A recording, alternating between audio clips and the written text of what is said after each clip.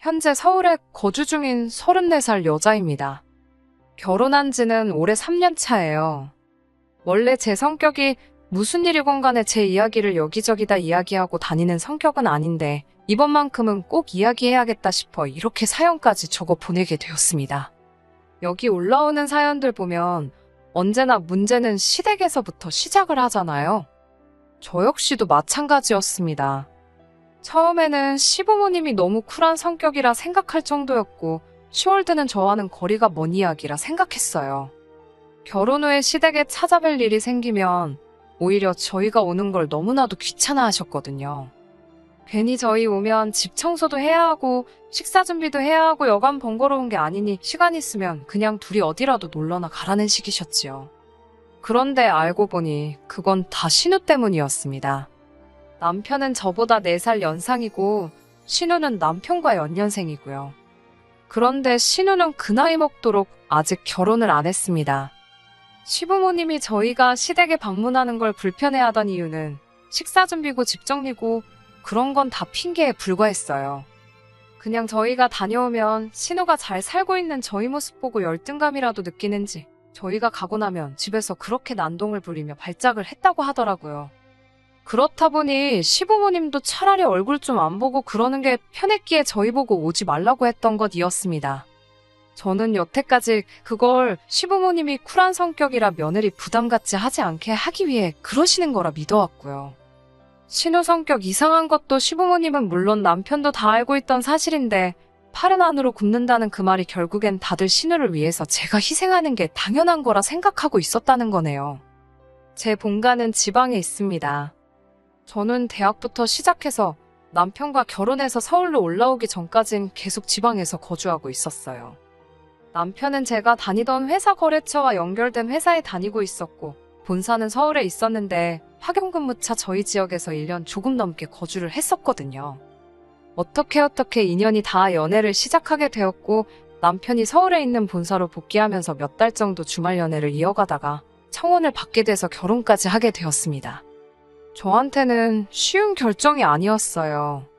대학도 본가 근처에 있는 지역에서 나왔고 회사 또한 같은 지역으로 취직을 했기에 제가 서울에 어디 기들곳 하나 있던 게 아니었거든요. 졸업 후부터 쭉 다니던 회사이기도 했으니 경력이 끊어지는 부분도 아쉽긴 했습니다. 허나 당시 여러모로 오래 몸담은 회사에 이래저래 실망스러운 부분도 있고 해서 여러 가지 생각이 많던 차였거든요. 제가 아무리 회사에서 좋은 성과를 낸다고 해도 진급에 있어서는 남자 직원한테 양보를 해야 하는 그런 부분들부터 회사 역사상 여자가 대리 이상으로 진급한 일이 없다고 하는데 그런 부분에 어느 정도 한계를 느끼고 있던 차였어요. 거기에 나중에 제가 결혼하면 막연한 계획이긴 했지만 아이는 제 손으로 직접 키우고 싶은 욕심도 있었거든요. 그래서 고민 끝에 저는 남편을 따라 서울로 가기로 했습니다. 회사 사표 한 장 집어던지면 끝나는 거지만 삶의 터전을 바꾸는 거니 여러모로 정리해야 할 게 많았습니다. 지방이긴 하지만 그래도 제 명의로 아파트를 하나 보유하고 있었거든요. 제가 대학교를 다닐 때는 친정부모님 집에서 같이 살면서 통학을 했었어요. 그리고 졸업과 동시에 취직을 하게 되었으니 독립을 해보고 싶은 마음도 있었고 무엇보다 부모님 집에서 회사까지 출퇴근이 정말 불편하게 되어 있었거든요. 차를 사는 방법도 있긴 했는데 제가 말씀드렸다시피 회사가 이상한 부분에서 소위 말하는 꼰대 같은 모습이 좀 있었어요. 그래서 당시 신입 직원이었던 제가 차를 끌고 출근하는 건 상상도 못할 일이었습니다. 지금 생각해보면 차 끌고 출근하는 거랑 신입 직원인 게 무슨 상관이 있나 싶지만 그때는 회사의 암묵적인 룰이니 당연히 따라야 한다 생각했고요. 출퇴근으로만 몇 시간씩 시간을 버리게 되니 여러모로 부모님 집을 나와 독립을 하는 게 가장 좋겠다는 생각이 들었어요. 그래서 회사 근처에 있는 월세 같은 걸 구해 혼자 살아볼 작정이었거든요. 몇 달 일해서 월급도 모여있던 상황이었는데 그 돈으로 구할 수 있는 방은 회사와는 가까워지지만 출퇴근이 불편한 건 매한가지였어요. 그래서 회사 근처에 있는 신축 오피스텔 같은 곳을 알아봤는데 그런 곳은 또 보증금부터가 꽤나 목돈이 필요하더라고요. 월세는 월세대로 비싼 느낌이고 관리비는 관리비대로 이중으로 돈이 나가니 출퇴근 좀 편하게 하겠다고 돈을 버리는 느낌도 들었고요. 그렇게 고민하던 와중에 친정부모님께서 상황이 그러면 월세를 구하는 게 아니라 아예 자가로 집을 하나 구하는 게 어떻겠냐 하시더라고요. 전세를 구하는 방법도 있긴 했지만 부모님께서 이리저리 같이 알아봐 주시다가 투자 가치도 조금 있어 보이는 아파트를 골라 그 아파트를 매매하게 되었습니다. 친정부모님께 6천 정도의 목돈을 지원받았고 나머지는 제가 모은 돈에 은행 대출을 껴서 제 나이 25에 내 이름으로 된 집을 갖게 되었지요. 24평에 지은 지 좀 되는 아파트기는 했지만 혼자 살기에는 더없이 넓은 집이었어요. 값도 합리적이고 출퇴근 문제도 해결되고 월세 나가는 거나 대출이자 내는 거나 비슷하겠지만 그래도 언젠가 이 집이 내 것이 될 거라는 생각에 이자 내는 건 아깝지도 않았습니다. 그 후부터는 열심히 돈을 모으며 빚부터 갚아야겠다 생각해서 돈 모으는 것에만 열중했어요. 조금씩 아끼고 절약하며 살다 보니 5년 뒤에 은행 대출은 완전히 다 털어버리게 되었습니다. 남편하고 연애를 시작하던 시점에는 이미 은행 빚은 다 갚은 상태였어요. 이래저래 수중에 모인 돈도 꽤나 있던 상황이었고요. 그리고 남편의 청혼을 받아 남편을 따라 서울로 가는 걸 결정했을 때 집은 집대로 있고 저한테는 추가적으로 1억이 넘는 저금이 있는 상황이었습니다. 남편 또한 당시 회사 생활을 좀 오래 했던 상황이어서 결혼 자금으로 1억 5천 정도를 모아놓은 상황이었어요. 제 돈까지 하면 2억 5천이라는 거금이긴 했지만 사실상 서울에서 그 돈으로 집을 구한다는 건 불가능에 가까운 일이었지요. 그나마 다행이었던 건 시댁에서 어느 정도 모자란 부분에 대해서 지원을 해주겠다고 약속을 했어요. 그래서 저희 돈과 시댁에서 지원해주는 돈을 합쳐 3억으로 전세를 구하고 나머지 돈으로 결혼 비용 및 자동차, 그리고 혼수 등을 구입하게 되었습니다. 집을 정리할 계획이 있기는 했는데 제가 1억 2천에 들어갔던 집이 2억으로 시세가 올라 있었거든요. 거기에 더불어 제가 결혼할 때쯤에 막 지방에도 투기 열풍이 불던 때였어요. 돈 좀 있다는 사람들이 보따리로 돈을 들고 와서 아파트를 몇 개를 사가지고 갔다. 이 지역에 대규모로 재개발 단지가 들어온다 뜬구름 잡는 소문이지만 여러 가지 호재들이 많은 상황이었지요. 집을 정리해볼까 해서 찾아간 부동산에서 부동산 아저씨가 하는 말이 일단 쥐고만 있어도 4억 5억까지는 오르지 않겠냐고 일단 들고 있으라는 식으로 귀뜸도 해줄 정도였어요. 그래서 남편과는 상의 끝에 그 집은 정리하지 않고 일단 그대로 두고 있기로 했습니다. 원래는 제 집을 전세를 주거나 할 계획이었어요. 그 돈을 보태서 저는 신혼집을 전세가 아니라 자가로 들어가고 싶었거든요. 그런데 남편이 조금 부담스러워하기도 했어요. 아무래도 시댁에서 지원해주는 돈이랑 자기가 모아놓은 돈도 적은 금액이 아닌데 제 걸 다 합치면 여전히 제가 더 많은 돈을 가져오는 거나 마찬가지였으니까요. 그러던 와중에 친정부모님 집에 가니 집도 엄청 낡았고 오래돼서 불편해하시는 게 눈에 보였어요. 아파트 한 번도 살아보신 적도 없었기도 하고요. 거기에 따지고 보니 친정부모님이 돈을 안 도와주셨다면 저도 자가로 집을 소유하는 게 아니라 그냥 월세살이 하면서 살고 있었을 거 아니에요. 은행 대출이야 빌린 돈이니까 다 갚았지 부모님이 해주신 돈은 당연히 내 돈이라고 생각해서 갚지도 않고 입 싹 닫고 있던 상황이었고요. 그 당시 6천이면 집값도 올랐지만 물가도 같이 따라 올랐잖아요. 그러니 물가 같은 것도 감안한다면 못해도 1억은 해드려야겠다 생각했어요. 그래서 어차피 다른 사람한테 전세를 줄 바에 부모님께 그 집에서 한동안 살고 계시라고 했어요. 집값이 2배 이상 오른다는 호재도 있고 일단 집은 쥐고 있을 텐데 다른 건 몰라도 제가 당장 부모님께 해드릴 수 있는 게 그것 말고는 없더라고요. 이러나 저러나 당장 제가 모은 돈은 신혼집 구하는데 다 들어가야 했으니 말이지요. 남편도 이 생각엔 찬성했어요. 어차피 다른 사람한테 전세를 줘봐야 남편은 그 돈이 부담스럽다고 할 테니 그냥 쥐고만 있을 돈이기도 했고 나중에 집값이 오르게 된다면 그 돈으로 부모님께 돈도 갚고 저희도 더 넓은 집으로 이사가거나 할 때 보탤 수 있으니 좋은 생각이라고 하더라고요. 들으셨다시피 트러블 하나 없는 결혼 준비라 저한테 이런 일이 일어날 줄은 상상도 못했지요. 결혼 준비하면서 헤어지는 사람들도 많다는데 저희는 모든 게 물 흐르듯 좋게 좋게 잘 넘어갔으니 말이지요. 신우와 결혼 전에는 딱히 만날 일이 없었는데 축의금도 일부러 그런 건지 3만 원만 내고 가고 집들이 때도 빈손으로 와서는 뭐 가구가 싸구려 느낌이 나네 하면서 처음부터 싫은 티를 내서 대충 신우가 저를 안 좋아한다는 건 눈치를 채고 있었어요. 제가 뭐 잘못한 게 있는 것도 아닌데 왜 저러나 싶었는데 말씀드렸던 대로 자기 결혼 못한 히스테리를 부리고 다녔던 거였어요. 그런데 유독 저한테 살살 맞게 구는 게 뭐 제가 모르는 게 더 있나 싶어서 남편을 추궁해 물어보니 그 이유라고 할 것도 엄청 보잘것없는 이유더라고요. 신우가 속이 그렇게 좁은 사람이란 걸 알고 더 놀라웠지요. 신우가 저보다 3살이 더 많은데 저한테 새언니라고 부르는 게 싫어서 저러는 거라더군요. 남편이 어찌어찌 해명이라고 하는 게 신우가 어려서부터 리더십이 있고 어디 모임 같은 거 있으면 다 주도해서 처리하고 감투도 쓰고 그렇게 항상 이끄는 역할을 해왔다대요. 감투 쓰고 다녔던 거랑 저한테 높임말 쓰는 게 무슨 상관이 있나 싶었는데 말인즉슨 신우 주변에 신우를 따르는 후배들이 많이 있는데 제가 그 후배들보다도 어리다는 거예요. 그런 저한테 높임말을 쓰는 모습이 상상이 가질 않는다니 어쩌니 해서 싫다는 겁니다. 그렇다고 제가 신우한테 내가 손윗 사람이니까 받들어 모셔라 강요한 것도 아니고 신우한테 반말을 찍찍하고 그랬던 것도 아니에요. 어이가 없고 황당하기는 했지만 싫다는데 제가 뭐 어쩔 도리가 있었겠나요. 괜히 신우 마음 돌려보겠다고 아양을 부릴 것도 아니고 신우랑 가깝게 지낸다고 해서 저한테 득이 될 것도 없으니 그냥 거리 두고 살자고 했죠.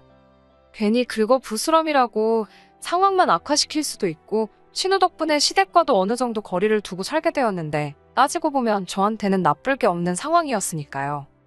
남편도 시부모님도 나서서 이 상황을 나아지게 하려는 게 아니라 피해가자는 입장이었으니 그냥 그렇게 대면대면하게 지내기로 했었습니다. 그런데 그런 신우가 뭘 잘못 먹기라도 한 건지 언젠가부터 저한테 먼저 연락도 오고 새언니 하면서 친한 척을 하기 시작하더라고요. 그게 싫다고 할 땐 언제고 저도 사회생활을 했으니 대충 짐작은 가더라고요. 보통 사람이 갑자기 변하면 그게 죽을 때가 다 돼서 그러는 거 아니면 저한테 뭐 얻어낼 게 있어서 그러는 거 아니겠어요? 제 생각대로였어요. 신우가 갑자기 죽을 때가 된 게 아니고 진짜 이유는 후자에 가까웠습니다. 신우가 그 나이 될 때까지 결혼을 못한 건 신우 성격 때문에 그런 거라고 생각했어요. 이상한 데서 자존심 세우고 자기 자신을 너무 고평가하는 그 인성이 문제였겠지요. 그런데 집신도 짝이 있다더니 그런 신우도 결혼을 전제로 만나는 사람이 생겼어요. 그리고 두 사람이 이야기가 잘 돼가고 있는 건지 결혼 이야기가 두 사람 사이에서 오가고 있다더라고요.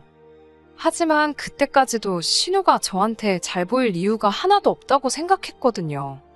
제 딴에는 신우가 결혼도 가까워졌으니 남자 쪽에 가정적인 여자임을 보여주고 싶어서 가족들과 잘 지내는 모습을 보여주고 싶어서 저러나 아니면 축의금으로 한돈 200만 원 정도 달라고 하려나 그 정도로만 생각을 하고 있었는데 제 예상을 아늑히 초월하는 부탁을 해오더군요.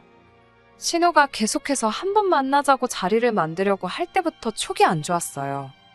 아마도 신우가 저한테 뭔가 부탁을 한다면 그날 그 자리가 바로 그 부탁을 해오는 자리가 될 거라 생각했거든요. 신우가 정신을 차렸구나 생각하고 최대한 그런 쪽이 아니라고 생각하려고 했지만 역시나 안 좋은 예감은 틀리는 법이 없었네요.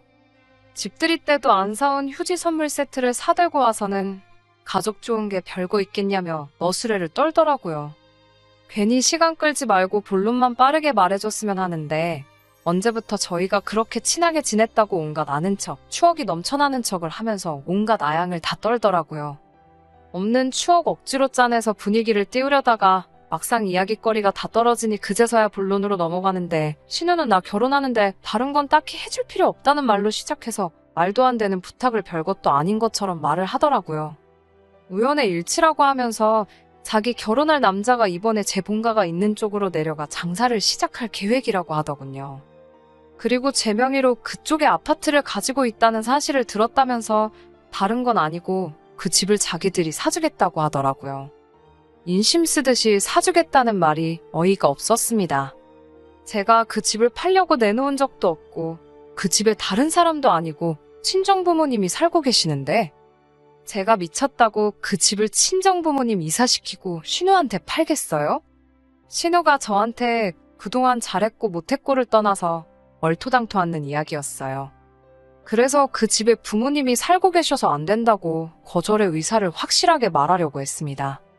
투자 가치가 있고 그런 이야기는 설명도 할 생각 없었고 그냥 안 된다고 말할 작정이었어요.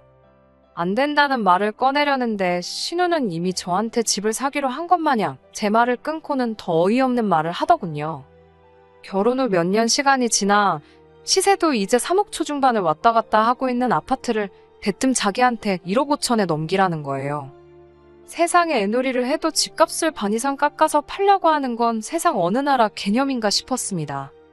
신우한테 그건 또 무슨 말도 안 되는 소리냐며 집을 팔 생각은 추호도 없었는데 1억 5천에 사겠다는 말을 들으니 더더욱이 팔 생각이 없다고 신우한테 집 이야기는 그만하라고 했어요. 시세에 곡절을 준다고 해도 팔 생각이 없으니 더는 물어볼 필요도 없다고요. 거절을 당하니 신우가 본 모습을 보이며 아주 입에 개거품을 물기 시작했습니다. 자기가 이렇게까지 숙이고 나왔는데 어떻게 고민도 안 해볼 수가 있냐고요. 신우한테 입장 바꿔서 한번 생각해보라고 했어요. 그냥 금매에 내놓아도 3억은 되는 집이고 친정 부모님이 살고 계시는 집인데 신우라면 그 집을 반도 안 되는 값에 저한테 팔 수 있냐고요. 신우는 입에 개거품을 문 상태로 입장 바꿔서 생각해보라는 말 한번 잘 꺼냈다며 저보고도 자기 입장도 바꿔서 한번 생각해보라고 하더군요. 지 오빠가 결혼할 때 집에 있는 돈 다 가져가서 지금 이 사단이 난 거 아니겠냐는 거죠. 중소기업을 다니고 있긴 하지만 신우도 못해도 회사 생활 경력이 10년은 더 넘었을 텐데 모아놓은 돈 하나도 없다는 것도 이해가 가지 않았어요. 부모님이 도와주신 부분이고 집값이 오른 건 얻어 걸린 것도 있긴 하지만 저도 결혼할 때 1억 가지고 왔잖아요. 결혼할 때 시댁에서 지원해준 돈도 그래요. 그 돈이 결국 저희 신혼집 구하는 데 쓰이긴 했지만 시부모님이 그 돈을 저한테 주신 것도 아니잖아요. 그런데 그 돈을 들먹이면서 제가 그 돈을 받았으니 그 돈만큼 제 명의 아파트를 깎아서 자기한테 넘기라는 게 어느 나라 계산 방식인지 싶었습니다. 그런데 계속해서 신우는 저보고 그렇게 욕심부리면 말년이 험할 거라고 하면서 악담을 쏟아내더니 어디 한번 두고 보자는 식으로 으름장을 놓고 돌아갔어요. 자기 안 보고 살아도 좋냐는 식으로 말을 하고 갔는데 여태까지도 안 보고 산 거나 마찬가지인데 그 말이 통할 거라 생각한 건지 끝까지 어이없는 신우였습니다. 어차피 신우한테 그 집을 넘길 생각도 없고 한바탕 하기는 했지만 거절의 의사를 확실히 밝혔으니 다 끝난 일이라고 생각했어요. 그런데 집에 돌아오니 남편이 그래도 어떻게든 신우를 도와주면 어떻겠냐고 하는 겁니다. 신우의 억지보다 남편의 반응이 더 충격적이었어요. 신우랑 한바탕 하고 있는데 옆에서 거들지도 않고 상황만 지켜보던 것도 마음에 안 들었는데 이제 와서 저런 반응을 보이니 여태까지 같이 살던 그 사람이 맞나 싶었습니다. 생각해보니 앞뒤가 안 맞는 게 너무 많았어요. 특히 제 집에 관해서는 결혼 전에 시댁에 오픈을 한 적이 없었어요. 내 재산이긴 하지만 그거 가만두고 친정 부모님께 드리고 왔다는 식으로 받아들일까봐 싶어 숨기고 있던 사실이었거든요. 그런데 시부모님도 아니고 신우가 그 집에 대해서 알고 있다니 남편을 추궁하니 자기가 말했다 하더군요. 이번 기회 아니면 신우 시집은 다 간 거 아니겠냐. 성질 더러운 신우 등살에 힘들어하는 부모님 생각하니 그것도 딱하고 신우도 그 집을 싸게 얻으면 상대 쪽에도 면도 살지 않겠냐면서. 저보고 다른 사람도 아니고 가족 일인데 저만 조금 희생하면 모두가 편해지는 거 아니겠냐대요. 만에 하나 신우한테 그 집을 넘긴다고 한들 친정 부모님이 살고 계신데 그건 어떻게 할 거냐 따졌지요. 그러니 남편이 두 분이야 원래 오래된 집에서 잘 살고 계시지 않았느냐 하면서 적당한 월세 구해드리면 되지 않냐더라고요. 그 말이 끝나기가 무섭게 저도 모르게 남편 뺨싸다기를 한 대에 올려붙여버렸어요. 그 뒤로는 남편하고 말도 한마디 하지 않고 냉전 중이에요. 이 와중에도 생각 바뀌었냐며 저를 떠보는 신우 연락이 저를 더 열받게 만드네요. 파리 안으로 굽는다는 말이 딱 이 상황이네요. 억지로 반대로 꺾어봐야 부러지기밖에 더 하겠나요. 빠른 시일 내로 이혼 전문 변호사한테 상담 좀 받아보려고 합니다.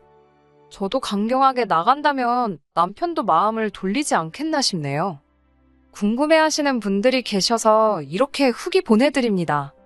일단 남편하고는 완전히 이혼하게 되었어요. 생각을 바꿀 모습도 보이지 않고 반성은커녕 이런 걸로 이혼하자고 하는 제가 괘씸하다는데 더 뭘 두고 봐야 하나 싶더라고요. 전후 사정을 알고 나니 이혼하는데 확신만 더 갖게 되었어요. 신우 남편 될 사람이 우연찮게 제 고향에서 장사를 하는 것도 아니었어요.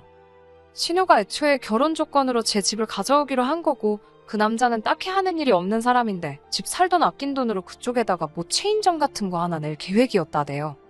시모까지 나서서 그럼 그 집을 안 팔아도 되니까 친정부모님 내쫓고 거기서 신우 돈 모을 때까지 살게 해주면 안 되냐고 물어보는데 신우 먹고 사는 건 그렇게 중요한데 식가족 그 누구도 저희 부모님 생각해주는 사람 없더라고요. 그래서 이혼을 진행하게 되었어요. 남편은 오히려 이혼하자는 말에 기구만장해져서 재산분할로 내 집 절반을 가져오겠다 으름장을 놓는데 좀 알아보고 그런 말 좀 하지. 결혼 전부터 가지고 있던 내 재산을 무슨 수로 자기가 가져가겠다는 건지 싶더라고요. 덕분에 이혼은 오히려 수월했네요. 오히려 전세로 들어간 돈에 제 돈도 껴있었으니 위자료며 재산분할이며 이것저것 해서 제가 가져온 게 더 많아요. 혼수도 그대로 들고 와서 제 집에다 옮겨놨고요. 남편은 남은 돈 들고 시부모님 집으로 들어갔는데 시부모님도 이번에 꼭 신우는 시집을 보내야겠다고 생각한 건지 남편이 들고 온 돈 가지고 신우 시집을 보냈더라고요. 남편도 느끼는 바가 있었는지 저한테 연락해서 다시 합치자는 헛소리를 하더라고요. 평생 당신이 모은 돈 들여서 동생 시집 보내줬으니 부모님도 편해지고 당신도 행복한 거 아니냐고 영양가도 없는 소리 할 거면 열심히 돈 벌어서 신우 뒷바라지를 해주던 부모님 편하게 효도나 하라고 했어요. 저는 고향 내려와서 부모님 가지고 계신 돈하고 이혼할 때 들고 나온 돈에서 부모님하고 작은 가게 하나 차렸습니다. 잠깐 힘든 일이 있긴 했지만 힘들었던 거 자꾸 되새겨서 뭐 하겠어요. 앞날이 아직도 창창한데 제 행복 찾아가면서 열심히 살아보려고 합니다. 끝까지 들어주셔서 감사합니다. 오늘의 사연은 여기까지입니다. 구독과 좋아요, 알람 설정 부탁드리고 더 좋은 사연으로 다시 찾아뵙겠습니다. 감사합니다.